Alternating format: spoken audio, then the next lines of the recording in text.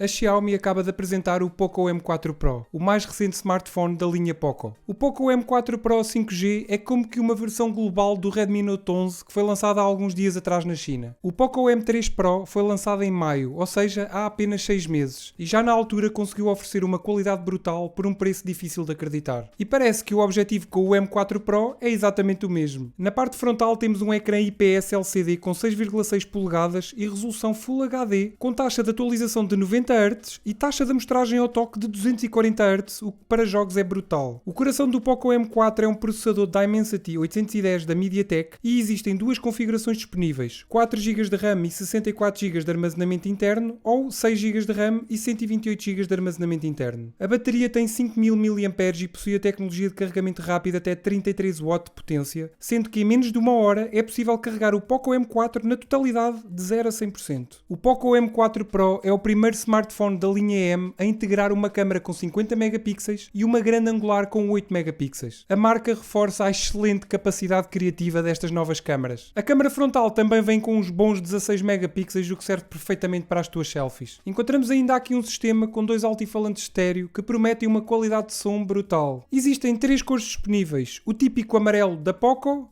preto e azul. Agora vem a melhor parte, o preço. A partir de 11 de novembro já vai ser possível adquirir este M4 Pro no AliExpress, Gobu e na Shopee. E na promoção de lançamento vocês vão conseguir poupar 30€ em cada uma das versões. Sendo que depois da promoção o preço normal irá ficar nos 229€ para a versão com 4 GB de RAM e 64 GB de armazenamento interno e 249€ para a versão com 6 GB de RAM e 128 GB de armazenamento interno. O Poco M4 Pro arrisca-se muito facilmente a estar entre os melhores smartphones com melhor relação qualidade-preço ao custo-benefício. É mesmo muito difícil encontrar um rival com estas características e com este preço. E tu, o que é que achaste aqui deste Poco M4 Pro? Diz-me aí nos comentários. Espero que tenhas gostado do vídeo. Se gostaste, já sabes, deixa aquele like que é muito importante e ajuda mesmo muito o canal. Subscreve e ativa o sininho para não perderes todas as novidades e todas as notificações. Vê estes vídeos que eu coloquei aqui ao meu lado que eu tenho a certeza que vais gostar. E claro, se tiveres alguma dúvida, é só deixares aqui em baixo nos comentários. Bem pessoal, obrigado a todos e fiquem bem.